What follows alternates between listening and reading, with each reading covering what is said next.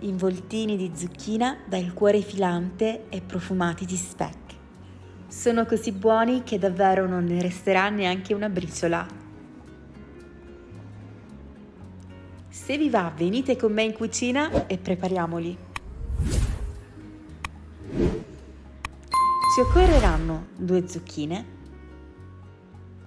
una panure a base di pangrattato, parmigiano, prezzemolo e per la farcitura scamorza e speck.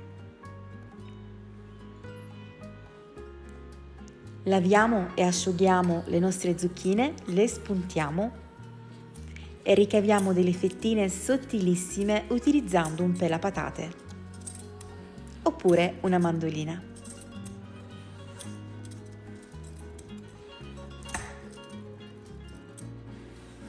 Se vi va di supportare il mio canale, lasciate un bel like a questo video. Guardate, gli scarti non vanno assolutamente buttati, li mettiamo da parte e ne faremo una bella minestra.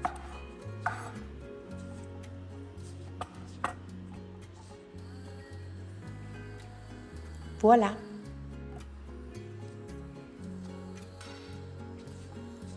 Trito anche il prezzemolo.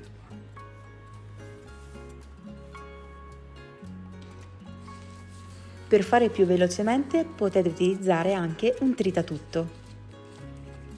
Io spesso faccio così, ne macino una grande quantità e dopo lo congelo, così al momento è sempre pronto.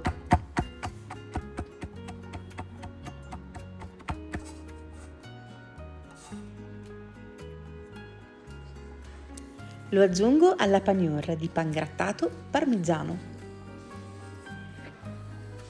Mischiamo bene il tutto e tagliamo a fette la nostra scamorza. Quanto sono buone le scamorze fresche!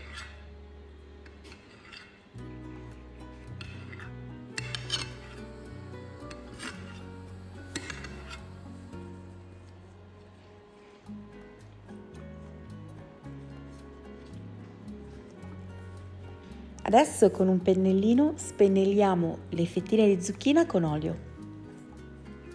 Ne basta davvero poco. Ci servirà per far aggrappare bene la panure.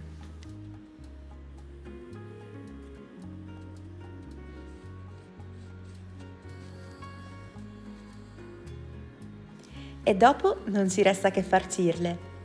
Io ho scelto di farcirle con lo speck e la scamorza.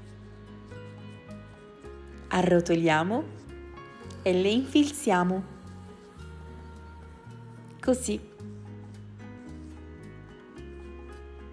Una valida alternativa ai soliti involtini e spiedini di carne.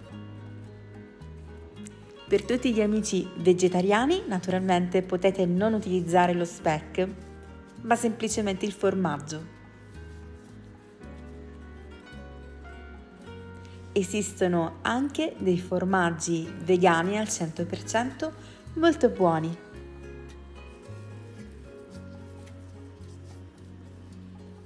La cosa bella di questa ricetta è che potete decidere di farcire questi spiedini come più vi piace. Saranno sempre ottimi. E quanto sono belli! Posizioniamo il tutto in una teglia e via in forno a 200 gradi. Per circa 20 minuti, finché saranno così belli dorati. Che profumino che c'è in cucina! Vi suggerisco di mangiarli caldi, perché sono davvero deliziosi, super soffici e filanti. Che bontà!